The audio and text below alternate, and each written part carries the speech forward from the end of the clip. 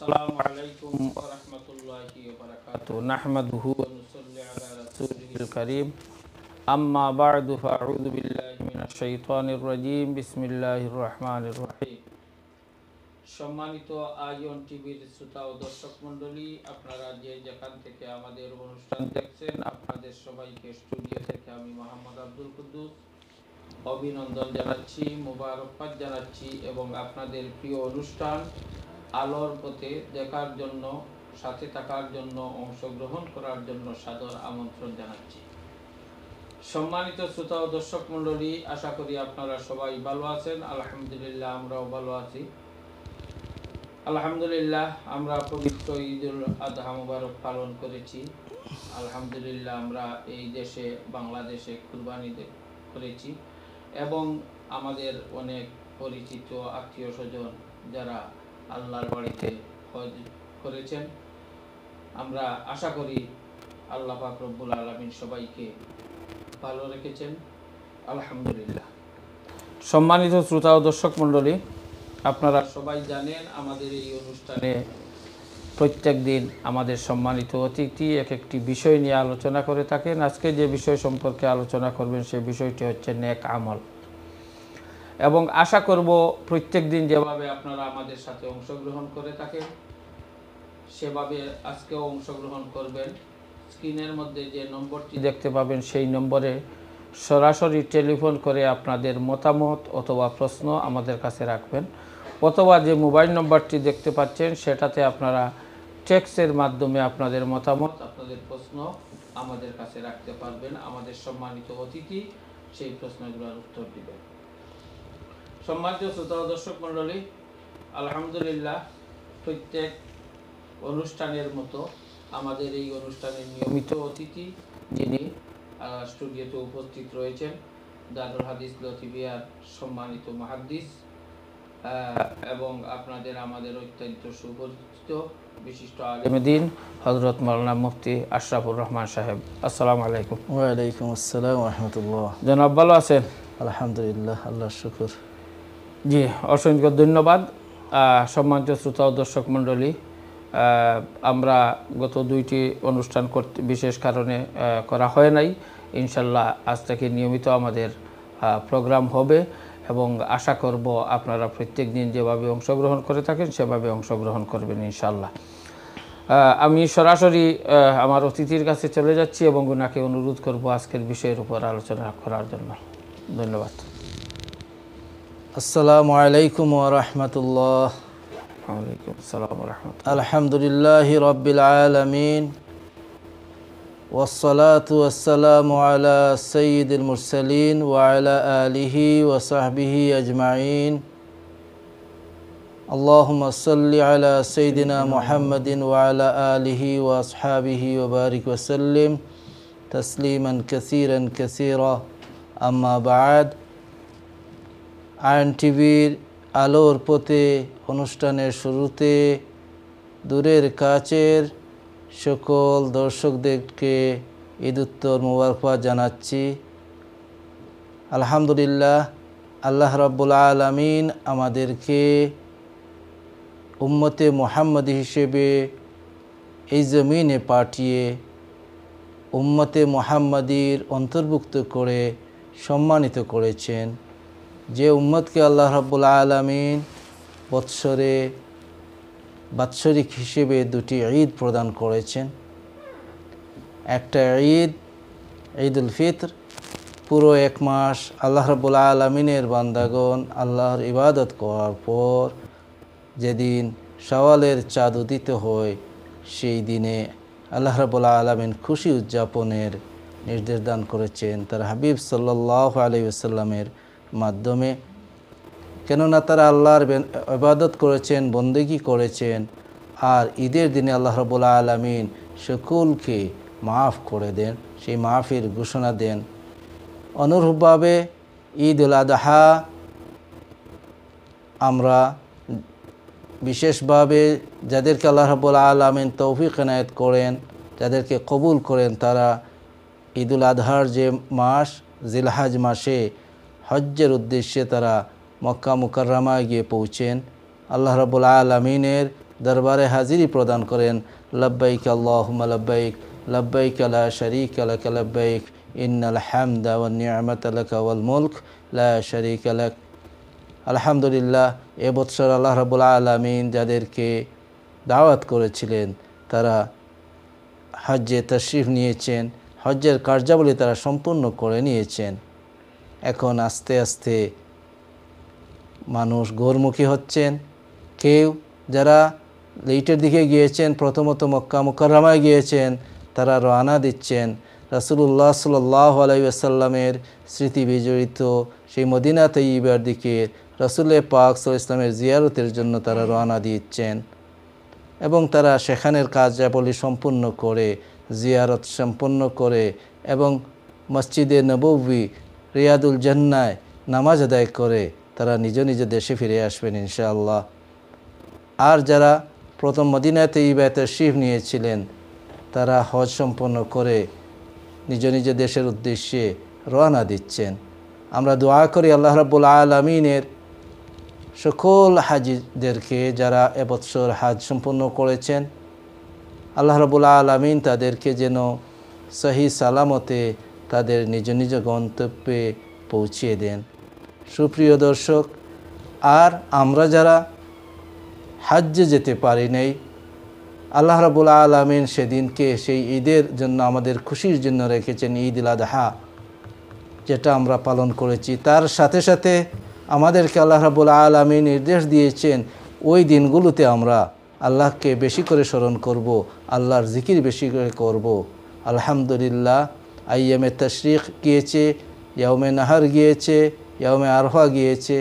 আমরা ওই দিনগুলিতে তাকবীর পাঠ করেছি, ঈদের নামাজ আদায় করেছি এবং আল্লাহ রাব্বুল আলামিন যাদেরকে সামর্থ্য দিয়েছেন তারা কোরবানি আদায় করেছেন। আলহামদুলিল্লাহ, আমরা ওই সমস্ত নেক আমলগুলো করলাম। আল্লাহ রাব্বুল আলামিন সবার আমলকে কবুল করুন। আল্লাহ রাব্বুল আলামিন যাদের আমলকে কবুল করেছেন তাদের আমলের সাথে যাদের আমল ত্রুটিযুক্ত রয়েছে সেইগুলোকে যেন আল্লাহ রাব্বুল আলামিন কবুল করে নেন, সেই কামনা আল্লাহ রাব্বুল আলামিনের দরবারে রাখছি। সুপ্রিয় দর্শক, যখন আমরা নেক আমল করি, হাদিস শরীফে এসেছে আরাফার ময়দানে আল্লাহ রাব্বুল আলামিন হাজি সাহেবদেরকে মাফির ঘোষণা দিয়ে দেন, তাদেরকে ক্ষমা করে দেন। আর সেই ক্ষমা পাওয়া সেটা আল্লাহ রাব্বুল আলামিনের কাছে আল্লাহ মুমিনের দাবি, কারণ আল্লাহ রাব্বুল আলামিন তিনি ক্ষমাকারী, তিনি মানব জাতিকে ভালোবাসেন, তিনি ক্ষমা করাকে ভালোবাসেন। আসবো আপনার কাছে একদম খোলা চলে আসেন আমরা ইনশাআল্লাহ। দেখি আমাদের সাথে কে রয়েছেন। হ্যালো, আসসালামু আলাইকুম। সম্ভবত ওনাকে আমরা হারিয়ে ফেলেছি। যাই হোক, সম্মানিত শ্রোতা ও দর্শক মণ্ডলী, আপনারা যখনই আমাদের কাছে ফোন করবেন, হয়তো তাৎক্ষণিকভাবে আমরা ধরতে পারি নাই, আনসার করতে পারি নাই, একটু ওয়েট করবেন, একটু অপেক্ষা করবেন ইনশাল্লাহ। এবং আপনাদের টেলিভিশনের ভলিউমটি কমিয়ে টেলিফোনের মাধ্যমে আমাদের সাথে কথা বলার চেষ্টা করবেন, তাহলে লাইন কাটা যাবে না এবং আপনাদের কথা আমরা শুনতে পারবো, আমাদের কথা আপনারাও শুনতে পারবেন। জি, অসংখ্য ধন্যবাদ। আশা করি আবার আপনি আসবেন। জি জনাব, বলতেছিলেন। আল্লাহ রাব্বুল আলামিন ওই দিনগুলোতে মানুষকে ক্ষমা করে দেন। আরাফার ময়দানে, মুজদালিফার ময়দানে আল্লাহ রাব্বুল আলামিন সেই গুনাহ মাফির ঘোষণা দিয়ে থাকেন এবং ফেরেশতাদের সম্মুখে আল্লাহ রাব্বুল আলামিন তার বড়ত্বকে প্রকাশ করেন এবং মানুষের শ্রেষ্ঠত্বকে প্রকাশ করেন, যার কারণে রাসূল এবং সেই কবুলিয়তের মধ্যে রয়েছে রাসূল পাক সাল্লাল্লাহু আলাইহি সাল্লামের দোয়ার ফসল। কারণ রাসূল পাক সাল্লাল্লাহু আলাইহি সাল্লাম দোয়া করেছেন। হযরত আবু হুরায়রা রাদিয়াল্লাহু তাআলা আনহু থেকে হাদিস বর্ণিত আছে যে রাসূল পাক সাল্লাল্লাহু আলাইহি সাল্লাম দোয়া করেছেন হাজিদের জন্য, যারা আল্লাহর বাড়িতে হজ করবেন তাদের জন্য আল্লাহর হাবিব দোয়া করেছেন এবং হাজি সাহেবগণ যাদের জন্য দোয়া করবেন তাদের দোয়ার জন্য আল্লাহ রাব্বুল আলামিনের কাছে সেই দোয়াকেও কবুল করার আবেদন জানিয়েছেন। রাসূল পাক সাল্লাল্লাহু আলাইহি ওয়াসাল্লাম আল্লাহর কাছে দোয়া করেছেন এই বলে যে, ইয়া আল্লাহ, আল্লাহুম্মা গফির লিল হাজ, ও আল্লাহ তুমি হাজ্জিদেরকে যারা তোমার বাড়িতে হজ করছেন তাদেরকে মাফ করে দিন। ওলিমান ইস্তাগফারা লাহুল হাজ, আর হাজি সাহেবগণ যাদের জন্য দোয়া করেন তাদেরকেও আপনি মাফ করে দিন। তাই যাদের জন্য হাজি সাহেবরা দোয়া করেছেন তারাও মাফি যারা পেয়েছেন তাদের অন্তর্ভুক্ত হওয়ার আমরা বিশেষ আশা পোষণ করতে পারি। আলহামদুলিল্লাহ। সুপ্রিয় দর্শক, যখন কোনো ভালো কাজ শেষ হয়, তারপর আবার মুমিনদের সেই ভালো কাজের মাধ্যমে মুমিনদের ভালো কাজের প্রতি স্পিড এসে যায়। যেমন আমরা দেখতে পাই রমাদানুল মুবারক যখন প্রথম দিকে শুরু হওয়ার পর আমরা যখন প্রত্যেকেই এই রমাদানে অনেক ভালো ভালো কাজ করেন, আর রমাদানের পরে সেই ভালো কাজের ধারাবাহিকতা সেটাকে চালিয়ে যাওয়া। কারণ ভালো কাজের পর যদি সেখানে বিশ্রাম নেওয়া হয়, অর্থাৎ বিশ্রামের অর্থ এটা যে গুরুত্বপূর্ণ কাজ সেগুলিতে যদি অমনোযোগী করা হয় তাহলে ফলাফলের দিক দিয়ে অনেক পিছিয়ে পড়ে যাবেন। কারণ এই যে রমাদান যাওয়ার পর, জিলহাজের মাসের সেই ঈদুল আযহা যাওয়ার পর, আইয়ামে তাশরিক যাওয়ার পর, ইয়াউমে আরাফা যাওয়ার পর, এই ইয়াউমে আরাফা, আইয়ামে তাশরিক, ঈদুল আযহা, ইয়াউমে নাহার, ওই সমস্ত দিনে আল্লাহ রাব্বুল আলামিনের যে নৈকট্য অর্জন করেছেন, যে সাফাই অর্জিত হয়েছে, তার মাধ্যমে এখন ভালো কাজ যতগুলো করবেন সেগুলো বোনাস হবে। সেগুলোর সওয়াবগুলো অন্য সওয়াবের চেয়ে, অন্য সময়ের সওয়াবের চেয়ে, অন্য অবস্থার সওয়াবের চেয়ে বেড়ে যাবে। কারণ আমরা জানি যে সওয়াব আল্লাহ রাব্বুল আলামিন 10 গুণ করে দেন ভালো কাজের সওয়াবকে, 10 থেকে 70 গুণ দেন, 70 থেকে 700 গুণ দেন, 700 গুণ থেকে সেটাকে আল্লাহ রাব্বুল আলামিন সেটাকে কোনো বেহিসাব সওয়াব দিয়ে দেন। এর কারণ কি? এটা কিভাবে হয়? তাকে কারা 10 গুণ পান, কারা 70 গুণ পান, কারা 700 গুণ পান, কারা আনকাউন্টেবল সওয়াব পেয়ে থাকেন, সেই বিষয়গুলো ওলামায়ে কেরাম আলোচনা করেছেন হাদিসের আলোকে, যে সেগুলো প্রত্যেক ব্যক্তির উপর নির্ভর করে, বা ব্যক্তির অবস্থার উপর নির্ভর করে, সময়ের উপর নির্ভর করে। তাই সাধারণ মানুষ একজন কোরআনে কারীমের একটি আয়াতে কারীমা তিলাওয়াত করলেন, তিনি 10টি সওয়াব পেয়ে যাবেন। কিন্তু একজন মানুষ কোরআনে কারীমের আয়াত তিলাওয়াত করলেন, সেই আয়াতকে তিনি বুঝলেন, তার আয়াত তিলাওয়াতের সময় তার মনোযোগ ছিল, তিনি পবিত্রতা অর্জন করেছেন, এবং তিনি কোরআনে কারীমের প্রতি যে সম্মান রেখে তিলাওয়াত করেছেন, ইহতারাম রেখে করেছেন, তার সওয়াবের পরিমাণ সাধারণ তিলাওয়াতকারীর সওয়াবের চেয়ে অনেক বেশি হয়ে যায়। তাই আল্লাহ রাব্বুল আলামিন আমাদের জন্য জান্নাতুল ফেরদৌস, যারা ভালো কাজ করেন তাদের জন্য জান্নাতুল ফেরদৌসকে আবাসস্থল বানিয়েছেন। আমাদেরকে এই ভালো কাজ করার পর এখন থেকে পুরো বৎসর পর্যন্ত আমরা ভালো কাজের দিকে এগিয়ে যাব, প্রত্যেকের অবস্থান থেকে। এটা ছিল সত্য কথা। সব সময় একইভাবে ইবাদত করা যায় না। ইবাদত করার কিছু মৌসুম আছে, যে মৌসুমে এক্সট্রা ইবাদত বা অতিরিক্ত ইবাদত করার জন্য আল্লাহর হাবিব সাল্লাল্লাহু আলাইহি ওয়াসাল্লাম থেকে আমাদেরকে উৎসাহ প্রদান করা হয়েছে। হাদিস শরীফে সেই ব্যাপারে বর্ণনা এসেছে, কোরআনে কারীমে উৎসাহ প্রদান করা হয়েছে। যেমন রমাদানের মাসকে সেটা ইবাদতের একটি মৌসুম, জিলহজ্জের মাস, আশুজের হুরুমের মাস, এগুলো ইবাদতের মৌসুম। এর অর্থ নয় সেই মৌসুমি ফলের মতো যে মৌসুমি ফলটি শুধুমাত্র মৌসুমেই আসে এবং আর পরে সেই ফল পাওয়া যায় না, আসলে সেটা নয়। এর উদ্দেশ্য হচ্ছে যে মৌসুমের সময়ে সেটাকে আরও বেশি করে করা, সেই উত্তম সময়ে আরও বেশি করে করা অন্যান্য সময়ের তুলনায়। তবে সমগ্র বৎসর জুড়ে তাকে ইবাদত চালিয়ে যেতে হবে, নেক আমল করে যেতে হবে। আল্লাহ রাব্বুল আলামিন কোরআনে কারীমে উল্লেখ করছেন যারা নেক আমল করবেন, যারা ভালো কাজ করবেন। আল্লাহ রাব্বুল আলামিন ইরশাদ করেন, ইন্নাল্লাযীনা আমানু ওয়া আমিলুস সালিহাত। ইনশাআল্লাহ আমরা শুনবো। একজন খোলার চলে এসেছেন, ওনার সাথে কথা বলে নিই। হ্যালো, আসসালামু আলাইকুম। আসসালামু আলাইকুম। ওয়ালাইকুম আসসালাম। জি, আপনার প্রশ্ন বলেন প্লিজ।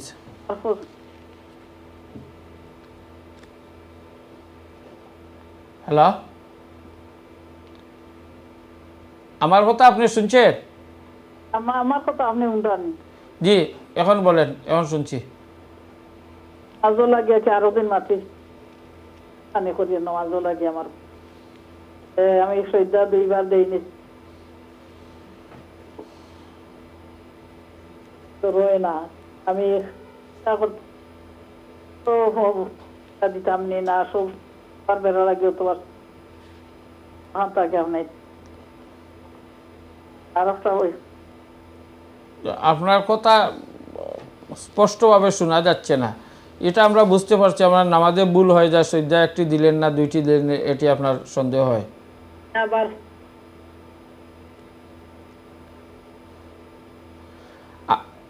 লাগে যাই গিয়ে। জি জি ইনশাল্লাহ আপনি আমাদের আলোচনা শুনেন, অনুষ্ঠান দেখতে থাকুন, ইনশাল্লাহ আমরা প্রশ্নের উত্তর দিব। আপনার একটি প্রশ্ন আমরা বুঝতে পেরেছি ইনশাল্লাহ। ধন্যবাদ আপনাকে।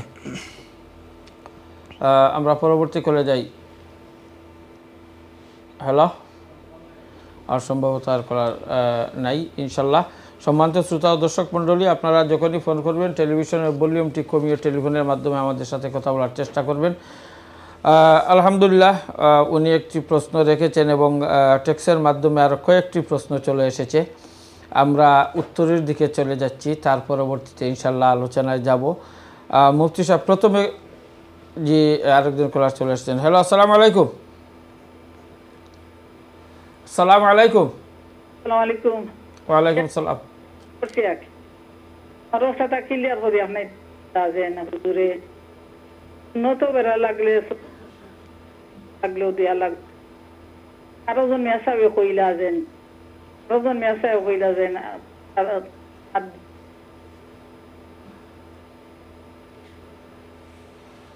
না আমরা যেন তাইয়াতুর ওজুর নামাজ পড়ি সুন্নত হইয়া না নফল হইয়াও। ওকে, তাহিয়াতুল ওযু। ওযু সুন্নত নি না নফল হইয়া। ওকে ইনশাল্লাহ হুজুর বলবেন। আপনি আমাদের অনুষ্ঠান দেখতে থাকেন, ইনশাল্লাহ হুজুর বলে দিবেন। ধন্যবাদ আপনাকে, অসংখ্য ধন্যবাদ। আমরা উত্তর দিকে চলে যাই। প্রথমে মুফতি সাহেব, প্রথমে যিনি ফোন করছেন ওনার প্রশ্ন আমরা মানে প্রথমে বলবো, ইনশাল্লাহ এর পরবর্তীতে বাকি প্রশ্নগুলো বলব।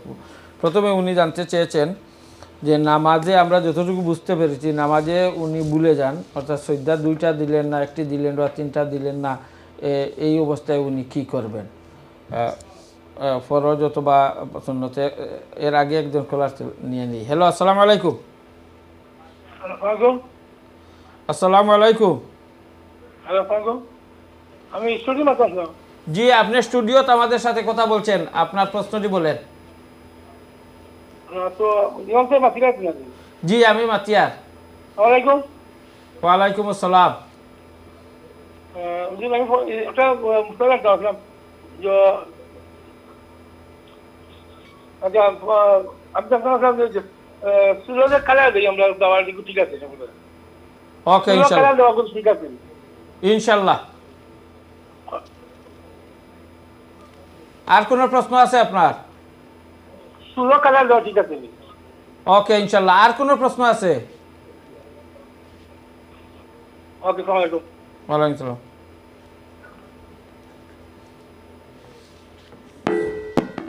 অসংখ্য ধন্যবাদ।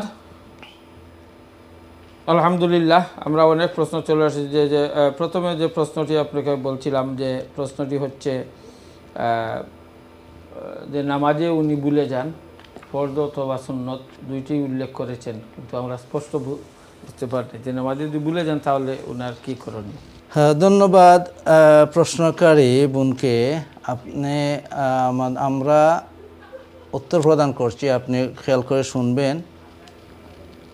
আপনার এই যে অবস্থা আপনি বলছেন যে নামাজে আপনি ভুলে যান, 1টি সেজদা করেছেন না 2টা সেজদা করেছেন, এই বিষয়টির সমাধান হচ্ছে আপনি নামাজে যখন লাগবেন, নামাজ শুরুর পূর্বে আল্লাহর কাছে আপনি দোয়া করে শুরু করবেন যে আল্লাহ রাব্বুল আলামিন যেন আপনাকে নামাজ সুন্দরভাবে করার তৌফিক দেন। সেটা একটা পরামর্শ। দ্বিতীয় বিষয় যেটা হচ্ছে, আপনার এই নামাজের অবস্থায় যদি সেটা সর্বদা আপনার হয়, এবং আপনার কথার থেকে আমরা বুঝতে পেরেছি সেটা আপনার সর্বদা হয়, সর্বদা হলে আপনি যখন মনে করবেন 1টা না 2টা করেছেন, তখন আপনি আরও একটা সেজদা করে নেবেন, অর্থাৎ দুইটা হয়ে যাবে। একটা আপনার হয়েছে ঠিকই এবং দুই নম্বরটি আপনি আবার করে নেবেন এবং তারপর নামাজে সাজদা দিয়ে দিবেন। আর যদি এটাতেও আপনি আর কোনো রকম কিছু করতে না পারেন, তাহলে সাজদা দিয়ে চিন্তা করে বের না করতে পারেন, তাহলে সাজদা দিয়ে নামাজ শেষ করে নেবেন। ইনশাআল্লাহ আপনার অসুবিধার কারণে, অসুখের কারণে অথবা বয়সের কারণে যদি এইভাবে ভুল হয়ে যায়, আল্লাহ রাব্বুল আলামিন সেই নামাজকে কবুল করে নেবেন। কারণ আমরা মুসলমানদেরকে আল্লাহ রাব্বুল আলামিন আল্লাহর হাবিবের উম্মতদেরকে এত সুযোগ দিয়েছেন। যেমন ভালো অবস্থায় যারা নামাজ আদায় করেন তারা যখন এবং ইবাদত বন্দেগী করেন, অসুবিধার কারণে যখন তারা সেই ইবাদত বন্দেগী করতে পারেন না, এক্সট্রা নফল পড়তে পারেন না, সুন্নাহ পড়তে পারেন না, বেমারের কারণে অথবা অন্য অসুবিধার কারণে, আল্লাহ রাব্বুল আলামিন ওই ব্যক্তিকে তার সুস্থ অবস্থায় যেভাবে ইবাদত করায় সওয়াব দিয়েছেন সেই অনুরূপ সওয়াব দিয়ে থাকেন। তাই আপনার কথা থেকে আমরা বুঝতে পারছি আপনি সর্বদা নামাজি একজন মহিলা। আল্লাহ রাব্বুল আলামিন আপনার ইবাদতগুলোকে কবুল করুন এবং ওই নামাজে আপনি যখন ভুল মনে করবেন সর্বদা চেষ্টা করবেন ওটাতে আপনি বেশি মনোযোগ না দেওয়ার, আপনি আপনার অবস্থায় নামাজ শেষ করে নেবেন। আর যদি সন্দেহ বেজে যায় তাহলে যদি মনে করেন দুইটা না একটা, এমতাবস্থায় আপনি সিদ্ধান্ত না নিতে পারলে একটা ধরবেন আর আরেকটি এক্সট্রা সেজদা দিয়ে দিবেন, 2 নম্বরটি দিয়ে দিবেন সেজদা, তারপর আপনি সেজদা দিয়ে দিবেন। ইনশাআল্লাহ আল্লাহ রাব্বুল আলামিন এই ভুল ত্রুটিগুলোকে ক্ষমা করে নামাজকে কবুল করে নেবেন। এটা যারা এমনভাবে হয়ে গেছে অবস্থা, বয়সের কারণে হোক অথবা রোগের কারণে, অসুস্থতার কারণে হোক, তারা বেশি ভুলে যান, আল্লাহ রাব্বুল আলামিন তাদের ওই ভুলগুলোকে ধরবেন না, গুনাহ হিসেবে আল্লাহ রাব্বুল আলামিন তাদের ইবাদতগুলোকে গ্রহণ করবেন ইনশাআল্লাহ। জি, ধন্যবাদ। তারপরের প্রশ্নটি ছিল তাহিয়াতুল ওযু, যে নামাজের সুন্নত না নফল উনি জানতে চেয়েছেন। কথা হচ্ছে আসলে ওই বিষয় নিয়ে বেশি চিন্তার প্রয়োজন নেই। তাহিয়াতুল ওযু সুন্নত বললে হবে, নফল বললে হবে, তাহলে কারণ সুন্নত নফল বলা হয় ফরজ ব্যতীত যত নামাজ, সেই নামাজগুলোকে এক অর্থে নফল বলা হয়, তাকে ফরজের অতিরিক্ত, এই হিসেবে আপনি ওইটাকে নফল বললে হবে। আর সুন্নাহ বলেও নামাজ যদি পড়ে নেন ইনশাআল্লাহ আদায় হয়ে যাবে, আপনাকে সওয়াব দেওয়া হবে। উজু করার পর এমনিতেই যদি 2 রাকাত নামাজ পড়ে যান, কোনো নফল শুধু মতলক নামাজ হিসেবে পড়ে নেন, কোনো ফরজ বা কাজা না করে, তারপরেও তাহিয়াতুল উজু হিসেবে আপনি সওয়াব পাবেন। কারণ উজু করার পর মুস্তাহাব হচ্ছে মানুষের সাথে দুনিয়াবি কথাবার্তা বলার পূর্বে এবং যদি নামাজের নিষিদ্ধ সময় না হয় তাহলে 2 রাকাত নামাজ আদায় করা। জি, ধন্যবাদ জনাব। তারপরে প্রশ্ন, কয়েকটি প্রশ্ন চলে এসেছে টেক্সটের মাধ্যমে। ইনশাল্লাহ আমাদেরকে বলা হচ্ছে একটু ব্রেকে চলে যাব, ব্রেক থেকে আসার পর বাকি উত্তরের দিকে আসবো। সম্মানিত শ্রোতা ও দর্শক মণ্ডলী, আলহামদুলিল্লাহ আপনারা সুন্দর আলোচনা শুনছেন এবং আপনারা অনেকে প্রশ্ন করেছেন টেক্সটের মাধ্যমে সরাসরি। আমরা কিছু প্রশ্নের উত্তর দিয়েছি। ইনশাল্লাহ বিরতির পর আবারও আমরা সেই প্রশ্নগুলোর উত্তর দিব। সেই পর্যন্ত আপনারা আমাদের সাথেই থাকুন। আসসালামু আলাইকুম।